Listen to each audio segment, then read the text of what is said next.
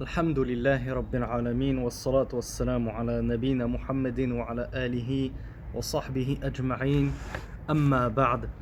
On arrive au chapitre في أحكام الوضوء, les jugements relatifs aux ablutions. Le Cheikh Salih Al-Fawzan nous dit يقول الله سبحانه وتعالى يا أيها الذين آمنوا إذا قمتم إلى الصلاة فاغسلوا وجوهكم وأيديكم إلى المرافق وامسحوا برؤوسكم وأرجلكم إلى الكعبين. Allah Azza wa Jal nous dit, comme dans la sourate numéro 5, Al-Ma'ida, la table servie, verset numéro 6, ô vous qui avez cru, lorsque vous vous levez pour la prière, c'est-à-dire lorsque vous voulez accomplir la prière, là, alors lavez vos visages ainsi que vos mains jusqu'aux coudes et essuyez vos têtes et vos pieds. Alors le et vos pieds, il est rattaché au verbe laver et non pas au verbe essuyer. Alors, il y a une divergence, je me permets de sortir un peu du cadre du cours parce qu'elle est importante. Il y a des savants qui disent que le mot pied ici, il est rattaché au mot laver, et donc les pieds sont à laver. Et il y en a qui disent, non, il est rattaché au mot essuyer, et ce qui est voulu ici, c'est l'essuyage des bottines. Et ce verset serait une preuve, l'un des dalils, qu'on peut essuyer sur les bottines, le fameux mas'h ala al-khuffayn. Donc, et lavez vos pieds jusqu'aux chevilles. فهذه الآية الكريمة أوجبت الوضوء للصلاة وبينت الأعضاء التي يجب غسلها أو مسحها في الوضوء وحددت مواقع الوضوء منها ثم بين النبي صلى الله عليه وعلى آله وسلم صفة الوضوء بقوله وبفعله بيانا كافيا. Donc Cheikh Salih Al-Fawzan Hafizahullah nous dit que ce noble verset a rendu obligatoire les ablutions pour la prière. D'où est-ce qu'on tient que les ablutions c'est obligatoire? Lil amr fi sirati al-amr. إذا قمتم إلى الصلاة فاغسلوا, ce qu'on appelle en arabe al-amr, faghsilu, lavez-vous. L'impératif, al-amr, en français on le traduit par l'impératif, on a déjà expliqué, al-amru yadullu ala al-wujub. L'impératif connote l'obligation. Lorsqu'Allah utilise, et son messager utilise l'impératif, cela désigne une obligation. Sauf qu'à preuve du contraire. Donc là, il n'y a pas de preuve du contraire qui va faire sortir cette obligation au statut de la simple recommandation. Donc le wudu ici, il n'y a rien qui détourne son sens premier, qui est l'obligation. Son jugement premier, qui est l'obligation. Donc Cheikh Fawzan nous dit que Allah subhanahu wa ta'ala nous a montré que le wudu était obligatoire dans ce verset. Il nous a aussi déterminé quels membres devait être lavé et essuyé dans ce même verset, et il nous dit qu'il a délimité les différents endroits, les différentes parties touchées par al-wudu. Puis le messager d'Allah sallallahu alayhi wa sallam, après ce verset-là, nous l'a aussi indiqué et détaillé, c'est-à-dire la procédure des ablutions. Il l'a indiqué par ses paroles, il les a indiqués par ses faits et gestes, d'une façon qui ne laisse plus l'ombre d'un doute à quiconque désirerait savoir comment faire ces ablutions. Tout est dans le Coran et la Sunna. Pourquoi on dit ça? Parce que les coranistes, on se demande bien comment ils font correctement leurs ablutions. Qui leur a dit par exemple qu'il fallait commencer par le membre droit et non pas le membre gauche? C'est pas écrit ici dans le Coran. Qui leur a dit qu'essuyer sur vos cheveux, il faut faire un aller-retour? Qui leur a dit qu'il faut faire la madmada, al-istinshaq, se laver la bouche, se laver le nez? Qui leur a dit qu'il faut se nettoyer les oreilles? Donc leur wudu est très sommaire. Sachant qu'il est même invalide. Pourquoi je dis qu'il est invalide? Parce que les coranistes sont kuffar. Enfin, je dis, c'est Ibn Baz qui le dit. Rahmatullahi alayhi. Ibn Baz dit que les coranistes sont kuffar, sont mécréants. Pourquoi? Parce qu'ils ont rejeté la sunna. Donc ils ont rejeté le Coran. Pourquoi? Puisque dans le Coran, Allah nous demande de suivre le messager d'Allah, donc de suivre la sunna. Donc celui qui dit, moi je ne suis pas la sunna, j'en ai pas besoin, c'est une invention, c'est des mensonges sur Rasulullah, ben, il a mécru en Allah subhanahu wa ta'ala. Ne sortons pas plus du cours. اعلم أيها المسلم أن للوضوء شروطا وفروضا وسننا. Cheikh Salih Al-Fawzan حفظه nous dit sache aux musulmans que les ablutions ont des obligations, ce qu'on appelle furud ou fara'id, les deux sont corrects. Ils ont des, qu'est-ce qu'il nous a dit, des shurut, des conditions, et ils ont des sunan, des choses recommandées, surérogatoires. فالشروط والفروض لا بد منها حسب الإمكان ليكون الوضوء صحيحا. Il nous dit, quant aux obligations et aux conditions, il est impératif de les pratiquer autant que faire se peut. Autant que tu le puisses, de toutes tes capacités, tu dois mettre en pratique, tu dois remplir ces conditions et tu dois t'acquitter de toutes ces obligations. Il nous dit afin que ton wudu soit correct. On en comprend que celui qui va faire un wudu alors qu'il lui manque une condition, deux conditions, son wudu est invalide. Celui qui va faire son wudu alors qu'il lui manque un fard, une obligation, deux obligations, son wudu est invalide, sauf cas de force majeure. On a déjà détaillé dans des cours précédents, tu es en prison, tu n'as pas accès à l'eau, tu n'as pas accès à la terre, donc il te manque la condition de l'eau at-tahur. Alors là, Allah Azza wa Jal ne t'en tient pas rigueur, ton wudu sera correct. Mais on parle, lorsqu'il n'y a aucun empêchement, tu te dois de pratiquer toutes les obligations. Amma sunan fahiya mukmilatun lil wudu wa fiha ziyadatu ajr wa tarkuha la yamna'u sihhata al wudu. Quant au sunan al wudu, les actes surérogatoires des ablutions, il nous dit elles sont là pour compléter les ablutions. C'est un surplus de récompense, mais si tu ne les appliques pas, que tu ne les mets pas en pratique dans tes ablutions seront quand même correctes. Walhamdulillahi Rabbil Alamin, ne t'en fais pas. Fashurutu thamaniya. Là, Cheikh Fawzan, il a suivi le madhab hanbalit. Donc ceux qui veulent savoir comment faire leurs ablutions à la sauce hanbalit, ils sont au bon endroit. Donc Cheikh Fawzan nous dit que quant aux obligations des ablutions, elles sont au nombre de 8. La première, la deuxième, la troisième et la quatrième, il nous dit al-islam wal-aql wal-tamyiz wal-niyya. L'islam, tout le monde sait ce que c'est, il faut être musulman. Donc on a dit que celui qui ne remplit pas les shurut, les conditions, son wudu est invalide. Qu'est-ce que ça veut dire? Première condition, l'islam, ça veut dire qu'un kafir qui ferait ses ablutions, on lui dit, tes ablutions sont invalides. Ça semble logique. Al-aql, l'esprit, il faut qu'il soit doué de raison, la personne. Le fou, s'il fait ses ablutions sont invalides. Pourquoi? Parce que le fou a perdu l'esprit. Il n'a pas la raison. Il va faire des ablutions, mais il ne sait même pas ce qu'il est en train de faire. Il ne sait même pas pourquoi il le fait. Donc il faut être doué de raison pour la validité des ablutions. Troisièmement, il nous dit at-tamyiz. At-tamyiz, on l'a déjà expliqué, c'est l'âge qui se situe à peu près à 7 ans. C'est-à-dire que l'enfant commence à comprendre les choses et à discerner les choses. Il commence à savoir ce que c'est que al-ibada, l'adoration. Il commence à savoir ce que c'est qu'as-salat, la prière. Il commence à savoir ce que c'est qu'al-awra. Il commence à être gêné lorsqu'il voit une femme à moitié nue sur la plage. C'est pas l'enfant de 5 ans qui voit ça et rigole, j'ai vu ceci et cela. Non, lui, il commence à comprendre les choses. C'est ça qu'on appelle at-tamiz. Yumayyizu bayna al-ashya. Il arrive à distinguer entre les bonnes choses et les mauvaises choses. Il commence à distinguer. Et généralement, cet âge-là est aux alentours des 7 ans. Donc ça, c'est une condition des ablutions. C'est que l'enfant doit avoir atteint at-tamyiz. Celui qui n'a pas at-tamyiz, comme par exemple un enfant de 4 ans, qui va faire ses ablutions, on peut le laisser pour qu'il s'entraîne. On peut le laisser apprendre les ablutions, faire sa prière pour qu'il s'entraîne. C'est pas un souci. C'est juste qu'on dit que c'est invalide. Les fuqaha disent que c'est invalide. Et sa prière sera invalide.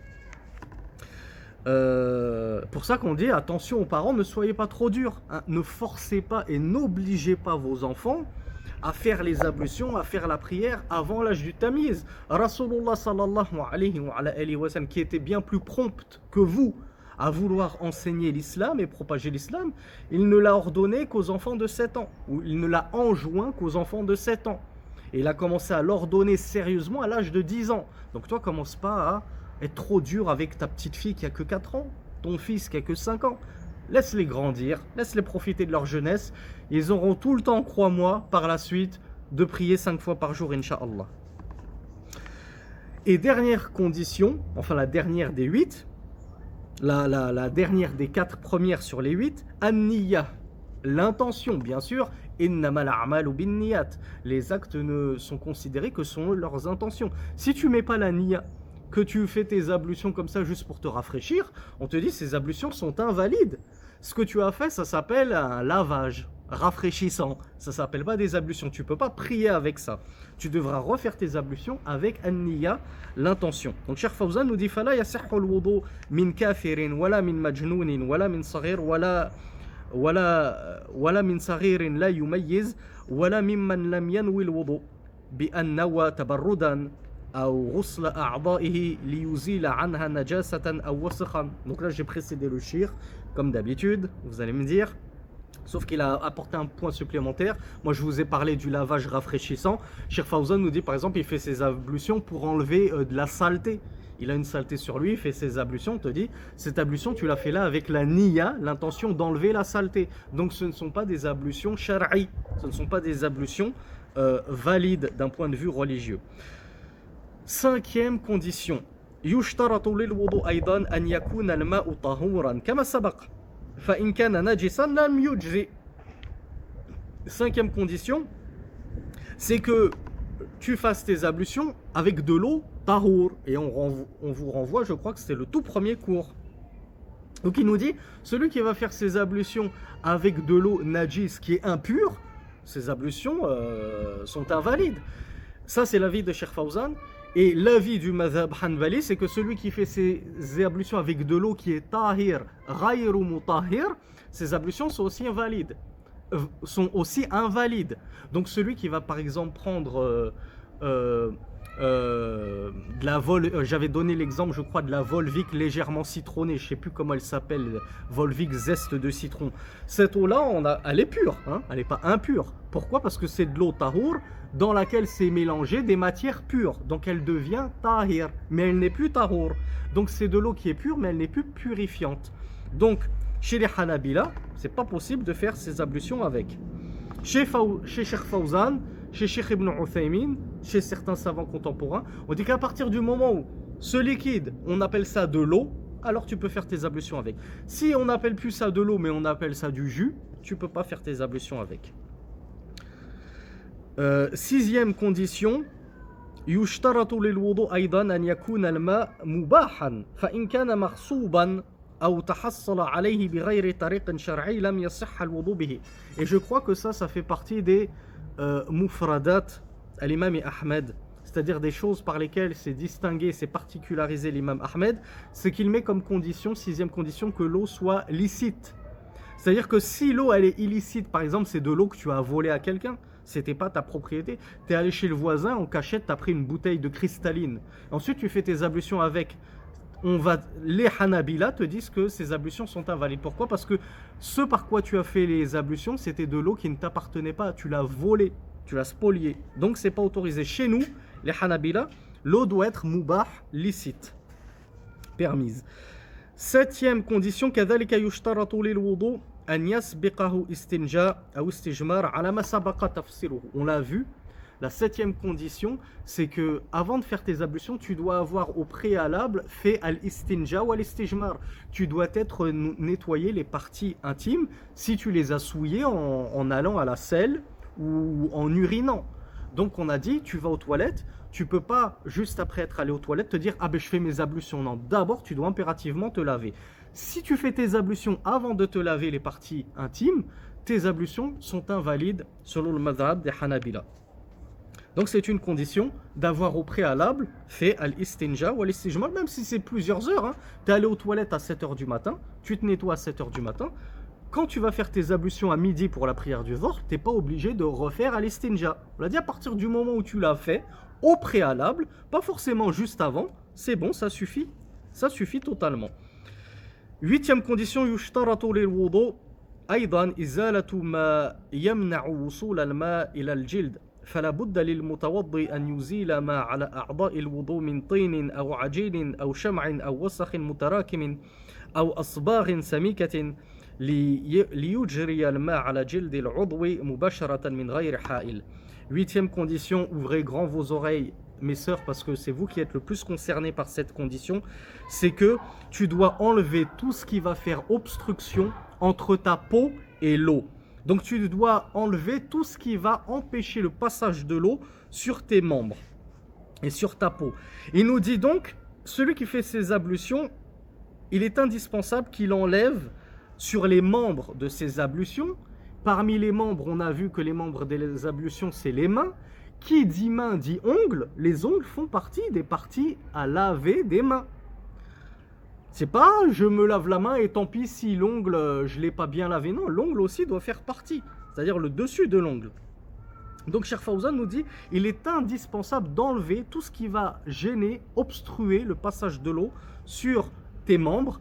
En termes de, il nous dit de tin, que ce soit de la terre, de l'argile, de la pâte. Pour nos sœurs qui font le pain à la maison, elles ont ensuite plein de bouts de farine, comme ça, de la farine qui va recouvrir les doigts. Ou nos frères qui sont maçons, etc. Elles ont du ciment, tout ce que vous voulez.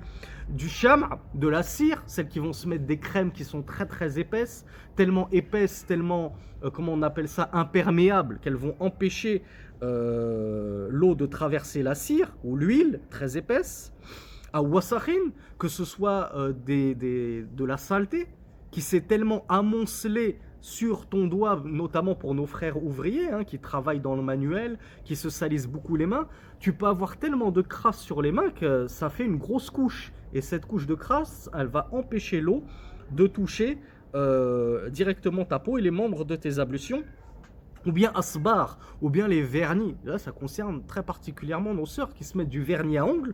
Que nos sœurs le sachent, c'est triste, on en voit beaucoup qui pensent pouvoir faire leurs ablutions et prières avec du vernis à ongles. Et il y en a tristement qui le savent, on leur a dit, et qui continuent malheureusement. Donc sachez, mes sœurs, si vous êtes sincères et véridiques vis-à-vis d'Allah, vous devez savoir que le vernis à ongles, en tout cas le vernis à ongles classique, il empêche l'eau de passer à travers, il n'est pas perméable. Maintenant, il paraît que certains ont inventé un vernis à ongles perméable. Est-ce que c'est vrai ou pas? Allahu a'lam. Mais en tout cas, les vernis à ongles classiques, eux, ils sont imperméables et ils empêchent l'eau de passer. Donc lorsque la sœur va faire ses ablutions avec son vernis à ongles, eh bien, l'eau n'aura pas touché son ongle. Et il suffit que tu aies omis de nettoyer une toute petite partie comme l'ongle, et ça suffit pour invalider tes ablutions. Donc Cheikh Fawzan nous dit que tu dois absolument faire passer l'eau sur les membres de ton corps sans ha'il, sans qu'il n'y ait un obstacle entre la peau et l'eau. Mubasharatan, directement.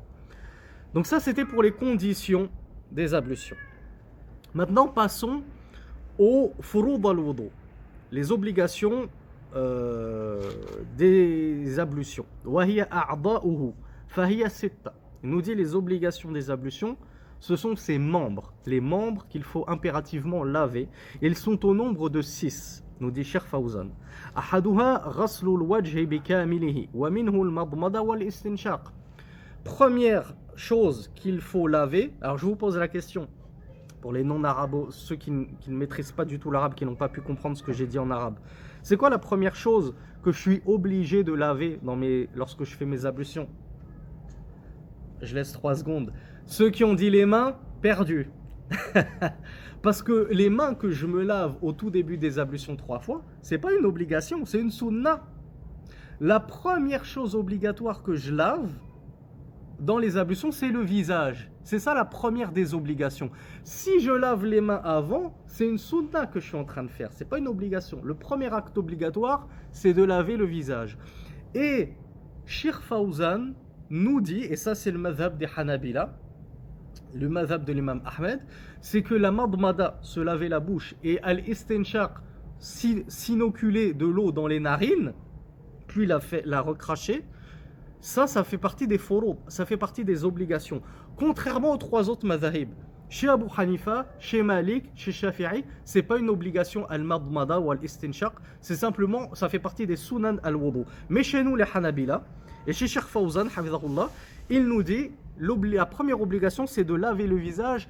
Et pourquoi ils rendent obligatoire al-madmada ou al-istinshaq? Parce qu'ils disent que la bouche et le nez font partie du visage.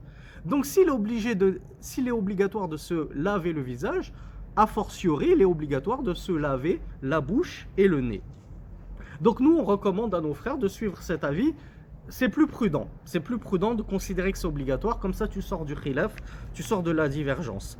فمن غسل وجهه وترك المضمضة والاستنشاق أو أحدهما لم يصح وضوءه لأن الفم والأنف من الوجه. Donc Cheikh Fawzan nous dit celui qui va laver son visage et qui va omettre de laver, qui va omettre de pratiquer al-madmada, le lavage de la bouche, et al-istinshaq, le lavage du nez, il nous dit ou bien l'un des deux, je fais l'istinshaq mais je fais pas le madmada. Ou bien je fais le madmada mais je fais pas l'istinshaq. Cheikh Fawzan nous dit ces ablutions sont invalides. Et ceci car le nez et la bouche font partie du visage comme nous l'avons dit. Wallahu ta'ala yaqul faghsilu wujuhakum. Allah nous a dit lavez vos visages. Donc a fortiori ça veut dire je dois aussi laver ma bouche et mon nez. Fa'amara bi ghasli al-wajhi kullihi. Allah a donc ordonné de nettoyer tout le visage. فَمَنْ تَرَكَ شَيْئًا مِنْهُ لَمْ يَكُنْ مُمْتَثِلًا أَمْرَ اللَّهِ سُبْحَانَهُ وَتَعَالَى. Donc celui qui va omettre une partie du visage, il n'aura pas obtempéré à l'ordre d'Allah qui nous a demandé de laver nos visages en entier. وَالنَّبِيُّ صَلَّى اللَّهُ عَلَيْهِ وَعَلَى آلِهِ وَسَلَّمَ تَمَضْمَضَ وَاسْتَنْشَقَ. Et le messager d'Allah a pratiqué al-madmada, le lavage de la bouche, et al-istinshaq, le lavage du nez. Deuxième obligation. Ah ben là oui. Là, on est d'accord. Les mains. Là, je lave mes mains. Mais les mains, c'est pas la première obligation. C'est la deuxième obligation du wudu. الثاني غسل اليدين مع المرفقين. لقول الله سبحانه وتعالى وأيديكم إلى المرافق أي مع المرافق. لأن النبي صلى الله عليه وعلى آله وسلم أدار الماء على مرفقيه وفي حديث آخر غسل يديه حتى أشرع في العضد مما يدل على دخول المرفقين في المغسول. Donc deuxième chose que je nettoie, c'est les mains. Mais les mains, ça s'arrête où leur lavage? Ça commence comme on l'a vu de l'ongle, hein? L'ongle, ça ne s'oublie pas, jusqu'au coude. Pourquoi nous dit Cheikh Fawzan? Il nous dit car Allah subhanahu wa ta'ala nous a dit et vos mains, c'est-à-dire et lavez vos mains, ilal marafiq, jusqu'au coude. Donc Allah nous ordonne de laver nos mains jusqu'au coude. C'est pas juste je me lave les mains, je dois aussi laver l'avant-bras jusqu'au coude. Et le coude lui-même, je dois le laver.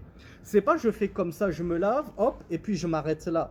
Non, le coude, il doit rentrer dans le rousse. Et la partie qui se situe à l'opposé du coude, la partie qu'il y a ici, là. Cheikh Fawzan nous dit donc ma'al marafiq, ilal marafiq, ça veut dire ma'al marafiq. Jusqu'au coude, ça veut dire et les coudes. Lavez vos mains jusqu'au coude et les coudes. Donc le coude aussi, il doit être compris dans le lavage. Et il nous dit car le prophète sallallahu alayhi wa sallam a nettoyé son coude. Il a fait tourner l'eau autour de son coude pour le nettoyer. Et dans un autre hadith, on trouve que le messager d'Allah a lavé ses deux mains jusqu'à ce qu'il ait atteint al-adud. Alors petite leçon de langue arabe. L'avant-bras en arabe, ça s'appelle al-dhira'. C'est pour ça que l'unité de mesure de 40 cm, 50 cm s'appelle une coudée, un dhira'. Même en arabe, la coudée en français, on appelle ça al-dhira' en arabe. Et le bras en arabe, c'est al-adud. Donc le messager d'Allah, il a été rapporté qu'il a fait ses ablutions et qu'il a lavé ses mains jusqu'à ce qu'il ait atteint al-adud, le bras. Donc ça prouve qu'il avait dépassé al-mirfaq, le coude.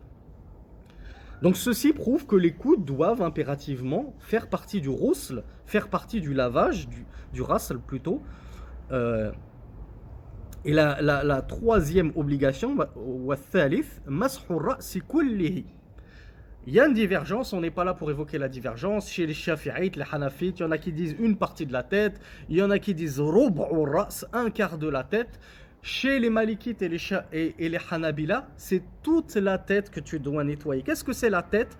Ça part de la racine des cheveux habituels. Donc les chauves qui n'ont plus de cheveux ou qui ont une calvitie, ils considèrent l'endroit où ils avaient des poils à la base. Hein? C'est plus du front. C'est pas parce que tu n'as pas de cheveux là que c'est la continuité de ton front. Non, c'est ta tête. C'est juste que tu n'as plus de cheveux sur la tête. Donc là où tu avais des cheveux habituellement, tu commences par là et tu vas jusqu'à la nuque. Donc, mashur ras kullihi, tu dois te nettoyer la tête entièrement, une fois. C'est ça qui est obligatoire, c'est de se laver la tête une fois. Et la sunna, c'est de faire un aller-retour. Et je rabats mes mains là où j'ai